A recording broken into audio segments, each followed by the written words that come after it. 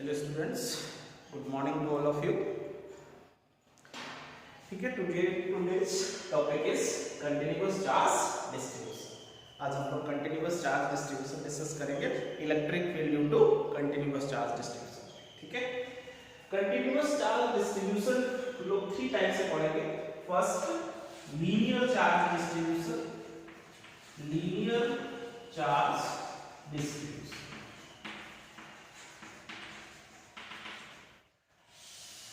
Linear charge distribution, line charge distribution, जैसे कोई rod है, कंडक्टिंग रॉड या नॉन कंडक्टिंग रॉड, कोई भी एक हमने रॉड ले लिया जिस पे चार्ज यूनिफॉर्मली डिस्ट्रीब्यूटेड है।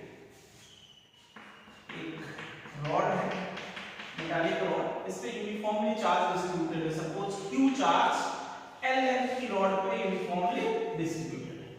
Charge is uniformly distributed along the rod. ठीक है, तो इस टाइप से चार्ज जो डिस्ट्रीब्यूट होगा इसको हम लोग क्या बोलेंगे, linear charge distribution.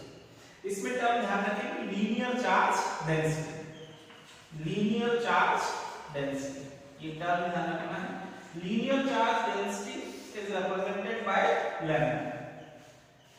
Linear charge density को किससे रिप्रेजेंट करते हैं, लैम्डा से। और लीनियर चार्ज डेंसिटी का मींस होता है चार्ज पर यूनिट लेंथ आता है, charge per unit length, charge per unit length is called linear charge density.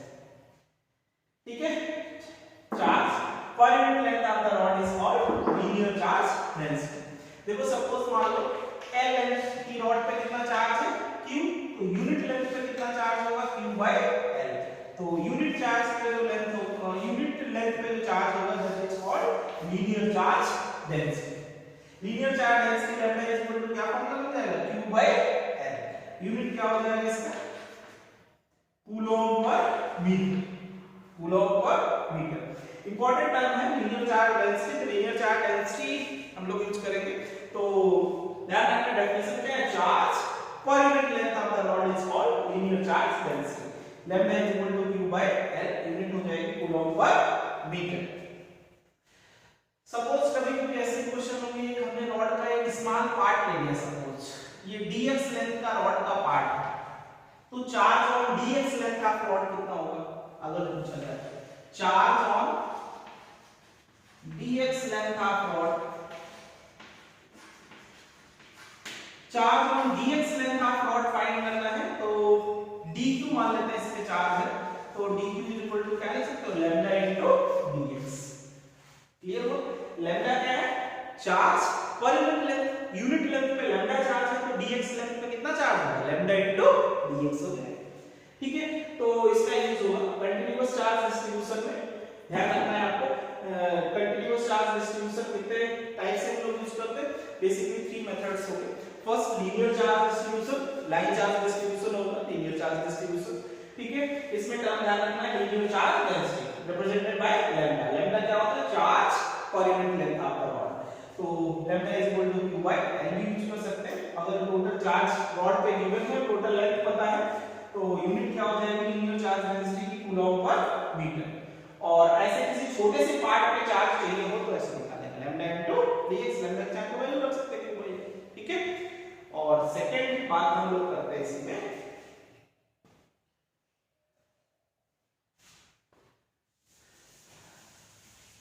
तो ये फर्स्ट समझ के होगा, सेकंड है इसमें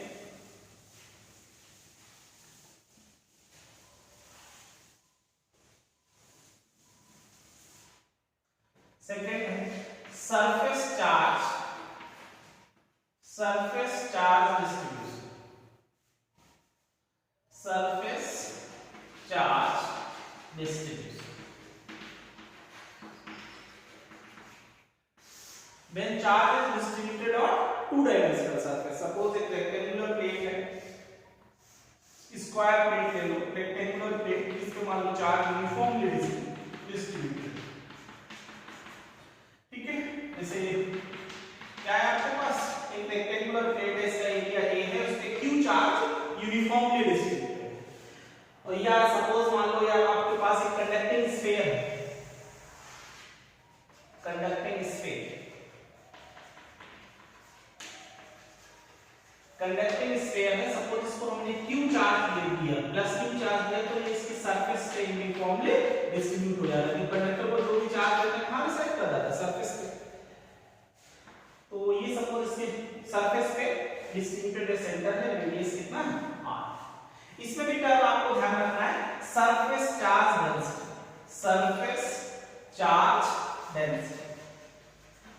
surface charge density is denoted by sigma. Surface charge density is denoted by sigma.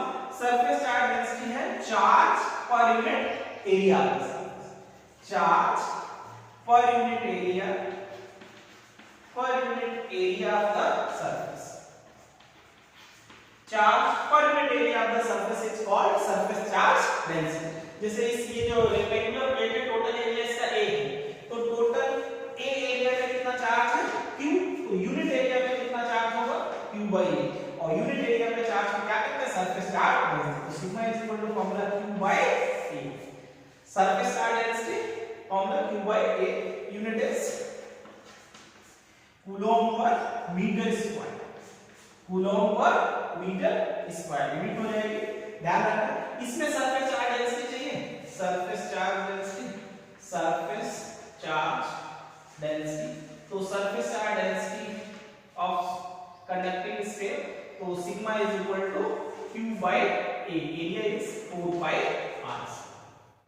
ऐसे surface charge density of conducting sphere, uniformly charge conducting sphere है, तो surface charge density q by 4 pi r square आ जाएगा। या suppose जैसे मान लो एक छोटा सा पार्ट ले लिया है, यस इसका एरिया dA, इस पे कितना चार्ज होगा, charge on small surface, charge on small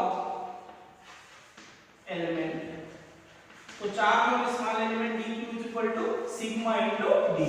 ये समझ आया, सिग्मा क्या है, charge per unit area, unit area में सिग्मा चार्ज है, तो d एरिया में क्या हो जाएगा, सिग्मा इनटू d। तो छोटे से पार्ट में चार्ज कभी यूज करना हो, यूनिफॉर्मली चार्ज डिस्ट्रीब्यूटेड है, एक छोटे से पार्ट पे कितना होगा, तो इस टाइप से निकालेंगे। किसके टर्म में, in terms of charge density. Linear distributed होगा तो लैम्डा इनटू से डी था, है ना, और सरफेस में डिस्ट्रीब्यूटेड है तो sigma into d, surface charge density use करेंगे। ठीक है, तो फर्स्ट आपका था linear charge distribution, second surface charge distribution. Two dimensional body में चार्ज यूनिफॉर्मली डिस्ट्रीब्यूटेड है, तो हम लोग उसको बोलेंगे surface charge distribution. Surface charge density याद रखेंगे, charge per unit area of the surface represented by sigma, sigma is equal to q by a, unit coulomb per metre square. Surface charge density conducting sphere की चाहिए हो कैसा हो जाएगा, small area में charge चाहिए कैसा। ठीक है, नेक्स्ट देखते हैं।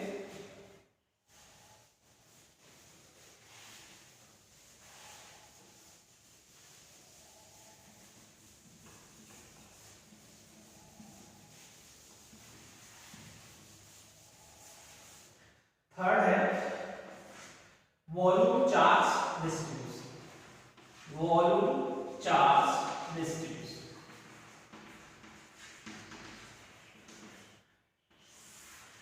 कोई 3 डायमेंशनल बॉडी है, सपोज मान लो आपके पास ये जो है एक कोई भी शेप में बॉडी ले सकते हैं, इस पे suppose charge uniformly distributed, 3 dimensional body है।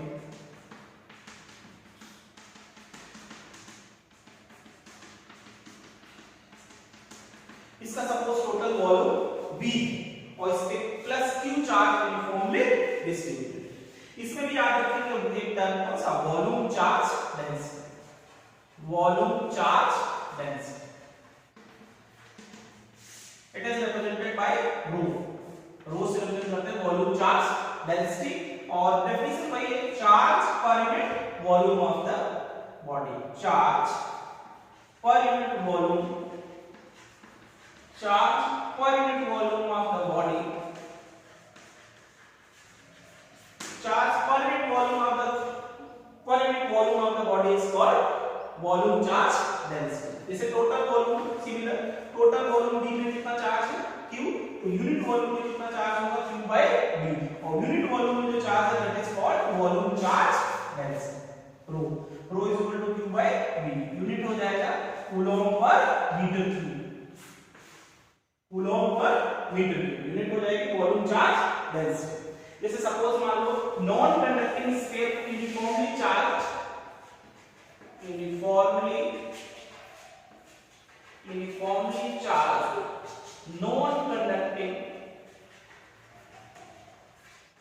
Non conducting sphere. सपोज ये non conducting uniformly charge sphere है, तो नॉन कंडक्टिंग है तो जैसे चार्ज करेंगे जिस पॉइंट पे चार्ज होगा वहीं पे रहेगा, कंडक्ट नहीं करेगा। इसका सपोज रेडियस O है, ठीक है sir. Uniformly charge non conducting sphere है, तो वॉल्यूम चार्ज डेंसिटी इसमें कितना होगा? वॉल्यूम चार्ज डेंसिटी, तो volume charge density rho is equal to क्या होता है? चार्ज पर यूनिट वॉल्यूम, तो Q बाय वॉल्यूम कितना हो जाएगा? 4/3 पाई r ऐसे। Volume charge density of uniformly charged non conducting sphere, ऐसे फाइंड करें, ठीक है। तो इजी बात है, ठीक है। ऐसे है linear charge distribution, surface charge distribution और वॉल्यूम चार्ज डिस्ट्रीब्यूशन, तो तीनों में जानेंगे तो ये टर्म इंपॉर्टेंट है। वॉल्यूम चार्ज डेंसिटी क्या होगा? Charge per unit volume of the body represented by rho, rho is equal to Q by V unit coulomb per metre cube. Uniformly charged non conducting sphere है तो rho is equal to Q by 4/3 pi r, ठीक है। अब non uniform था तो जो charge जहां है वहीं रहेगा, मतलब बाहर सरफेस पे कंडक्ट नहीं करेगा, तो हम लोग इस तरह से यूज करेंगे, ठीक है। अब हम लोग फाइंड करेंगे electric field intensity due to continuous charge distribution. Continuous charge distribution की वजह से इलेक्ट्रिक फील्ड फाइंड करेंगे।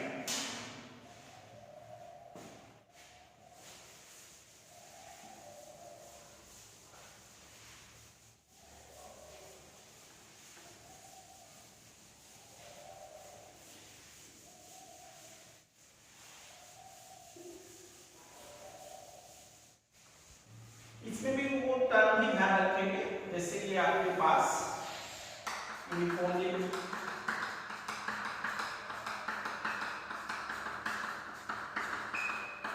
अब इसमें जैसे एक छोटा सा वॉल्यूम अगर हम ले लें, ये छोटा सा पार्ट है जिसका वॉल्यूम सपोज कितना है?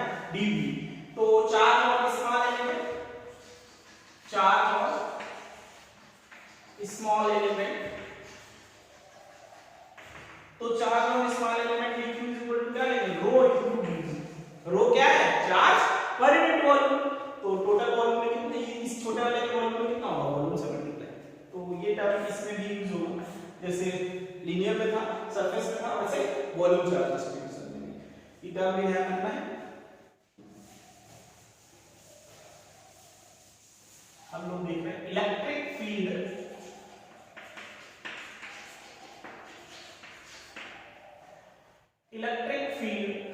ड्यू टू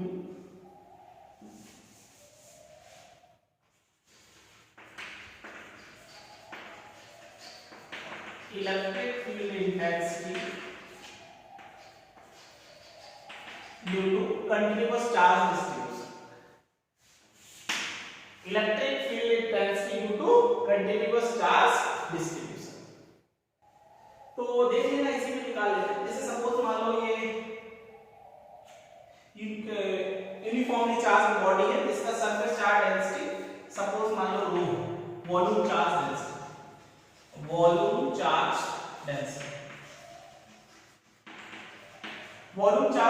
इज रो, जिसका चार्ज यूनिफॉर्मली डिस्ट्रीब्यूटेड। अब सपोज मान लो कहता है यहां से r डिस्टेंस पे कोई पॉइंट P है, तो इस P पॉइंट पे इलेक्ट्रिक फील्ड क्या होगा? देखो पूरी बॉडी की वजह से हमको फाइंड करना है, और हम लोग फार्मूला केवल किसकी को क्या पता चला? Electric field due two point charge की वजह से फार्मूला पता है kq/r²। वही अप्लाई कर सकते हैं अगर हम लोग इसमें छोटा सा पार्ट पहले अज्यूम करें, ठीक है। तो फर्स्ट हम लोग फाइंड करेंगे electric field intensity at point P due to small element. तो electric field at point P due to small element निकालेंगे तो dE इज इक्वल टू क्या बन जाएगा? 1/4 pi epsilon dq/r²। R square into r cap. R cap समझ direction, आपको ये positive है तो इलेक्ट्रिक फील्ड डी इसी तरफ होगा आउटसाइड, पॉजिटिव से किधर होगा away from charge.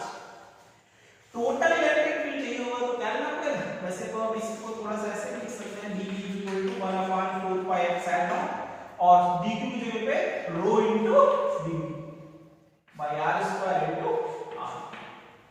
Total net electric field, net electric field at P due to uniformly charged body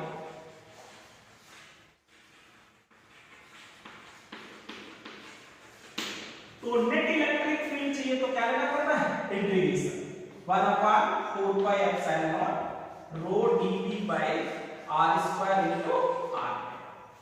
तो नेट इलेक्ट्रिक फील्ड फाइंड करना है, तो नेट इलेक्ट्रिक फील्ड फाइंड करना है तो E vector is equal to 1/4 pi epsilon naught बाहर करो integration rho dV by r square into r ऐसे।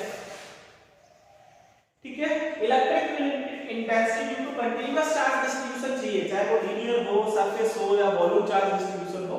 कंटीन्यूअस चार्ज की वजह से इलेक्ट्रिक फील्ड फाइंड करना है तो मेथड क्या है, छोटे से पार्ट की वजह से फाइंड करेंगे पहले, फिर टोटल के लिए क्या करेंगे, इंटीग्रेट करेंगे। ठीक है, देखो एक एग्जांपल करके दिखाते हैं आपको, ये ध्यान रखना है तो कंटीन्यूअस चार्ज की वजह से इलेक्ट्रिक फील्ड फाइंड करना है, छोटे से पार्ट की वजह से पहले फाइंड करेंगे, पूरे के लिए इंटीग्रेट करेंगे।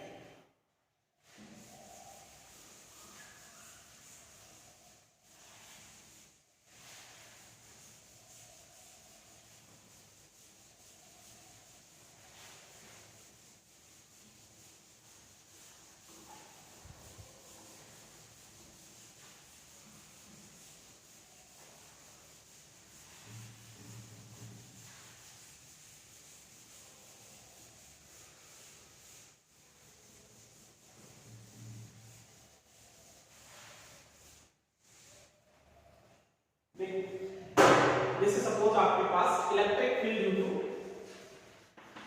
Electric field intensity due to linear charge distribution, linear charge distribution.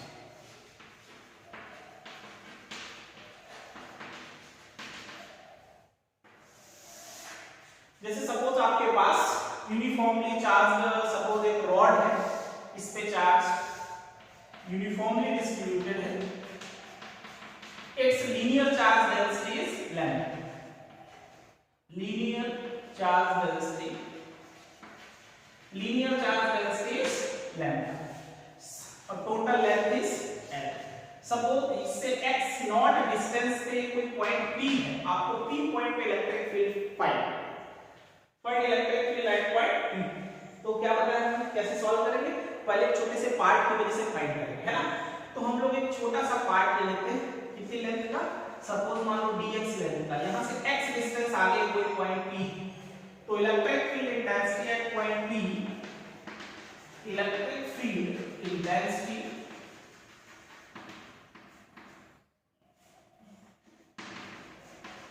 Eight point p due to small length dx, इसकी वजह से। तो d इज इक्वल टू क्या होता है, वेक्टर में लेंगे तो 1/4 पाई एप्सिलॉन नॉट और dq by x square into i है, क्योंकि डायरेक्शन तो पॉजिटिव है तो किधर होगा, इधर ही। ठीक है, तो d is equal to charge और स्मॉल dx पे कितना चार्ज होगा, charge on dx length, charge on dx length dq is equal to क्या है, लैम्डा इनटू dx। ये समझ गए, लैम्डा क्या था, charge per unit length, dx length का चाहिए तो लैम्डा इनटू dx। तो d is equal to 1/4 pi epsilon naught और lambda into dx by x square into i। Total के लिए क्या करना पड़ता है, integration, total electric field at p due to rod तो टोटल इलेक्ट्रिक फील्ड है तो integration 1/4 pi epsilon lambda dx by x square into, ठीक है बेटा। तो टोटल इलेक्ट्रिक फील्ड है लेकर E vector is equal to lambda upon 4 pi epsilon बाहर हो जाएगा इंटीग्रेशन x की पावर -2 इनटू dx I है। तो E vector is equal to lambda upon 4 pi epsilon, इसका करेंगे x की पावर -2 + 1 बाय -2 + 1 और लिमिट कहां से कहां तक हो जाएगी, x की मिनिमम यहां से रॉड लेके यहां तक है तो मिनिमम x की वैल्यू कम से कम कितना लेना पड़ेगा x0 और ज्यादा से ज्यादा x0 प्लस l, तो लिमिट लग जाएगी x0 से लेकर x0 प्लस l। तो E vector is equal to lambda upon 4 pi epsilon x की पावर -2, इसको हम लोग -1/x, ये समझ गए यहां माइनस और इधर x की पावर -1 होगा नीचे ले जाएंगे +1 हो जाएगा x0 से x0 प्लस, तो E vector is equal to lambda upon 4 pi epsilon और -1/x0 प्लस l और +1/x0, ठीक है। तो थोड़ा सा इधर लिख लेते हैं, तो E vector is equal to lambda upon 4 pi epsilon LCM हो जाएगा x0 और x0 प्लस l, तो इधर हो गया -x0 और +x0 प्लस l, ठीक है। तो x0 से x0 कैंसिल, तो E vector is equal to 1/4 pi epsilon lambda l by x0 और x0 प्लस I कैप तो समझ लो, I कैप इधर डायरेक्शन जो है वो कितना है I कैप, क्योंकि डायरेक्शन किधर है पॉजिटिव एक्स एक्सिस में, ठीक है। तो इतना इलेक्ट्रिक फील्ड वेक्टर फॉर्म में आ जाएगा।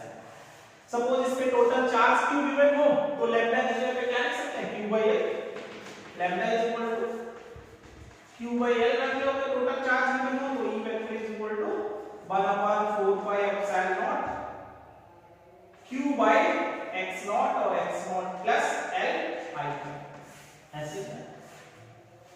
अगर तो इस साइड निकालना होता तो माइनस I के बाद अगर डायरेक्शन इधर होता लेफ्ट साइड, तो कोई भी कंटीन्यूअस चार्ज डिस्ट्रीब्यूशन हो तो पहले एक छोटे से पार्ट की वजह से निकालेंगे फिर पूरे को इंटीग्रेट करेंगे, ठीक है।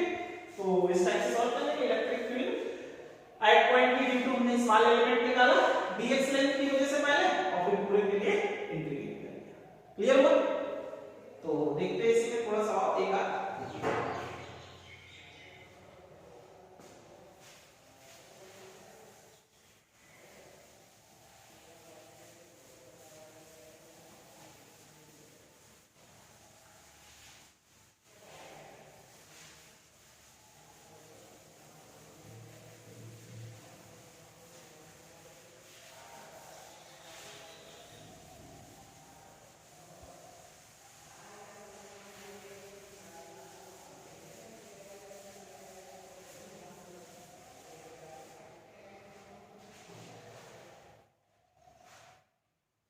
ठीक है। तो थोड़ा सा देखते हैं electric field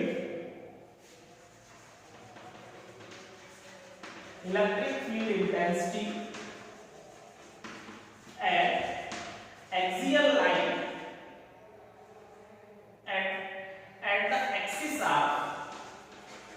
at the axis of uniformly charged ring,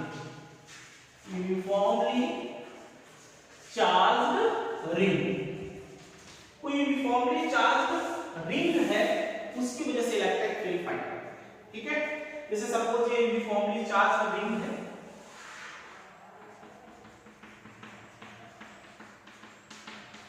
uniformly charged ring है, इसके Q चार्ज जो है Q चार्ज यूनिफॉर्मली डिस्ट्रीब्यूटेड है, its radius is capital R, इसके एक्सिस पे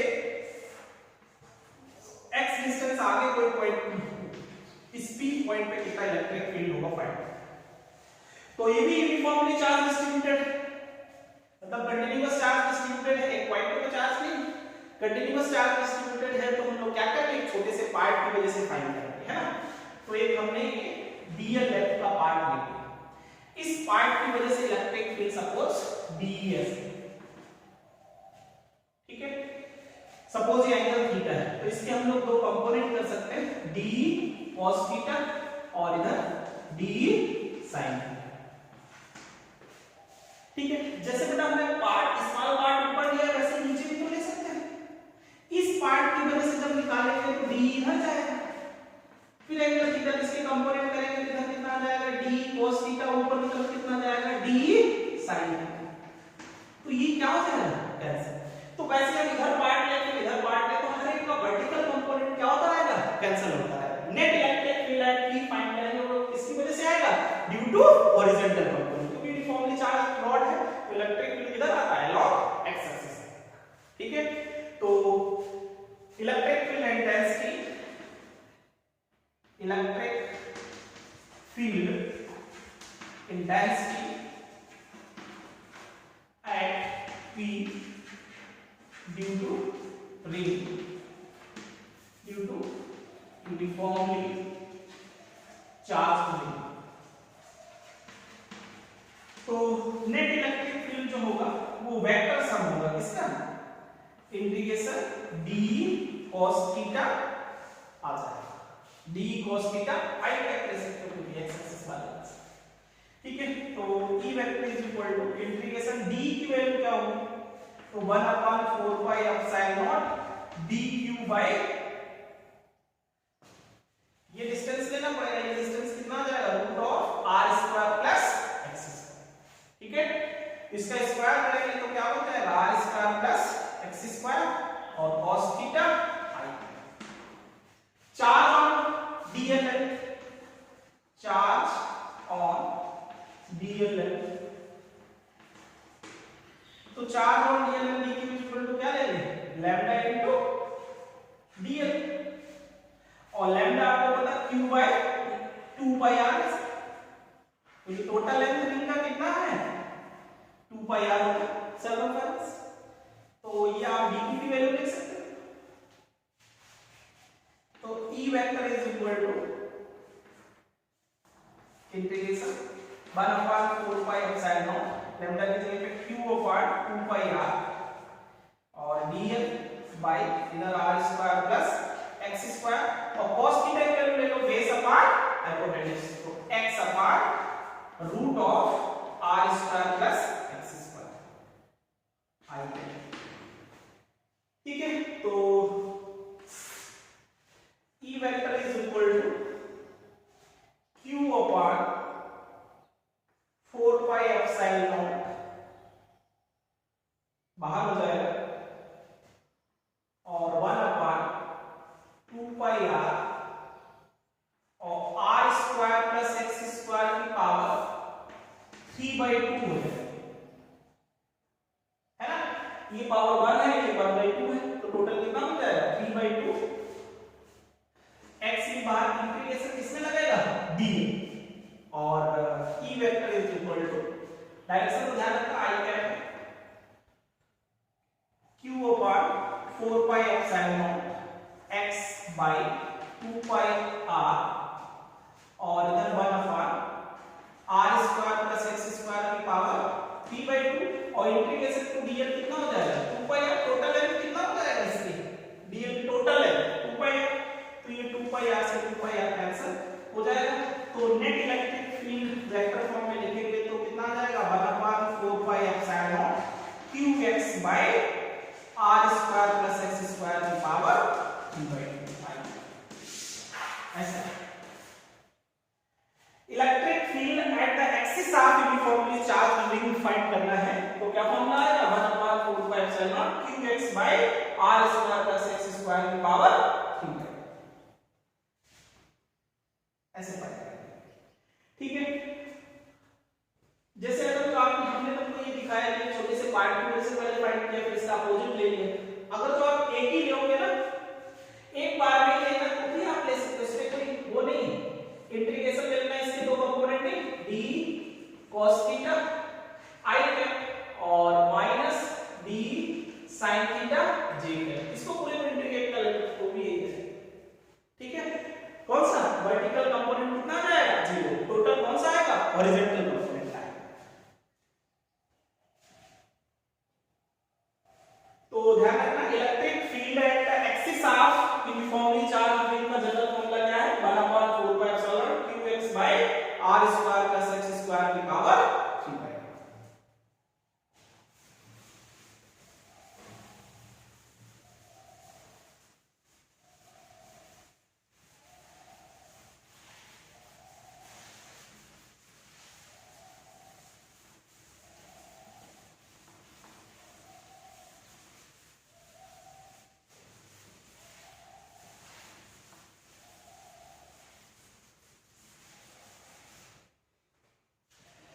देखो बेटा यूनिफॉर्मली चार्ज रिंग है तो क्या फॉर्मूला था? E is equal to magnitude में 1/4 pi epsilon naught qx by r square plus x square की पावर 3 by। ये फॉर्मूला केस फर्स्ट ले ले at x equal to 0 at the center of the ring, at the center of ring, centre of ring find करेंगे x 0 तो electric field क्या आ जाएगा? 0।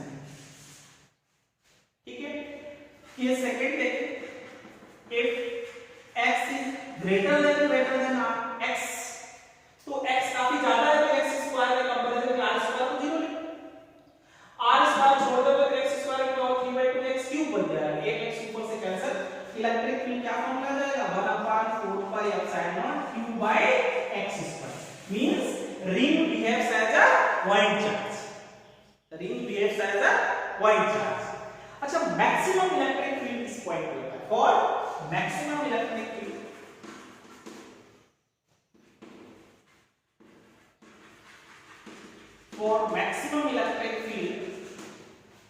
ठीक है, मैक्सिमम इलेक्ट्रिक फील्ड अगर जो फाइंड करना है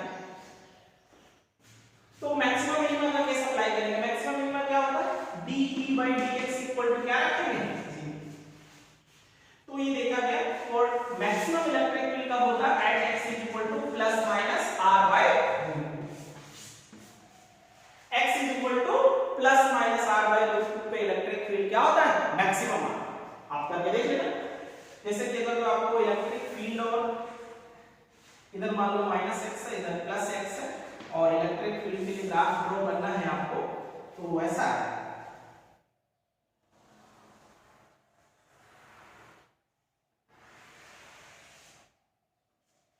ये किस पे x is equal to plus r by root 2, ठीक है, और ये x is equal to minus r by. पहले सेंटर पे 0 होगा, देखा सेंटर पे 0 है इलेक्ट्रिक, तो सेंटर से आगे बढ़ेगा तो इलेक्ट्रिक फील्ड क्या होगा? बढ़ेगा पहले और फिर तो डिस्टेंस की स्क्वायर का कैसा है? इनवर्सली प्रोपोर्शनल है, जितना आगे जाएंगे कम होता जाएगा। कि बाहर के इनवर्सली प्रोपोर्शनल जो इलेक्ट्रिक फील्ड होता था वैसे, लेकिन सेंटर से r by root 2 तक x equal to r by root 2 तक क्या होगा? इंक्रीज होगा। इसमें है तो डायरेक्शन आगे की तरफ होगा तो पॉजिटिव में है, लेफ्ट में होगा तो नेगेटिव में पीछे। आप इसको चाहो तो ड्राइव करके देख सकते हैं। आपको क्या करना है? d by dx equal to 0 लेना, d by dx equal to 0। तो d by dx और e कितना था? 1/4 pi epsilon naught qx by r square plus x square की पावर 3/2 0। तो इसमें q upon 4 pi epsilon not तो बाहर हो जाएगा, dy by dx किसका होगा? x और r square plus x square की पावर -3/2 इक्वल टू 0। ठीक है बेटा, तो इसका तो उधर जाएगा 0 हो जाएगा तो dy by dx इसका x और r square plus x square की पावर -3/2 इक्वल टू 0। तो फर्स्ट इनटू सेकंड लगा, first as it is, second का डिफरेंशिएशन करते हैं तो -3/2 और r square plus x square की पावर -3/2 -1 और इसका दोबारा करना पड़ेगा तो 2x और प्लस, देखो first as it is second का डिफरेंशिएशन किया plus second as it is first का करो तो फर्स्ट का क्या हो जाएगा? 1, फर्स्ट का 1 और r square plus x square की पावर -3/2 इक्वल टू 0। तो इधर हो गया -3/2x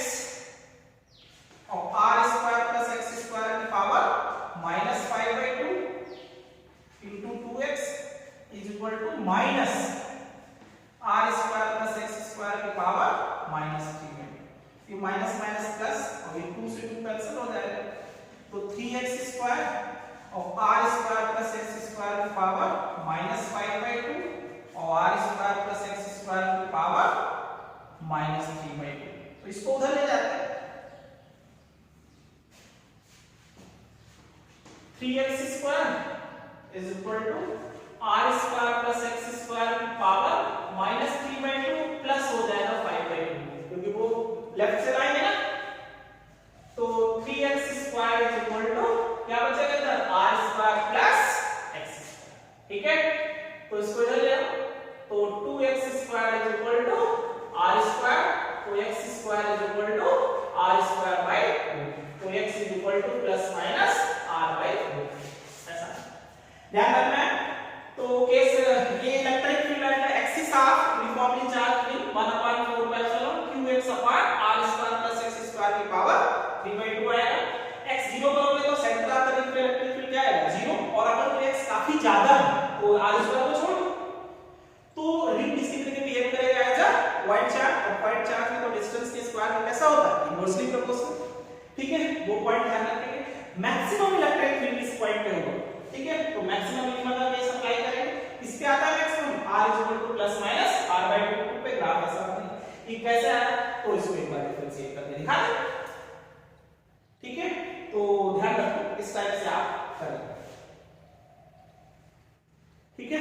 तो ध्यान रखना है मेन मोटे तौर पे जो हम लोग ने आज क्या पढ़ा, कंटीन्यूअस चार्ज डिस्ट्रीब्यूशन क्या है, 3 टाइप्स के थे, linear charge distribution, surface charge distribution और वॉल्यूम चार्ज डिस्ट्रीब्यूशन। और फिर हम लोग ने बात की किसकी, electric field intensity due to continuous charge distribution. तो मेन मेथड क्या था, जब कंटीन्यूअस चार्ज डिस्ट्रीब्यूशन होगा तो एक पार्ट की वजह से कैलकुलेट करेंगे, फिर पूरे के लिए इंटीग्रेट करेंगे। उसमें हमने यूनिफॉर्मली रॉड की वजह से इलेक्ट्रिक फील्ड को कैलकुलेट करके दिखाया, और electric field due to uniformly charge ring की वजह से निकाल के दिखाया, ठीक है। आज के लिए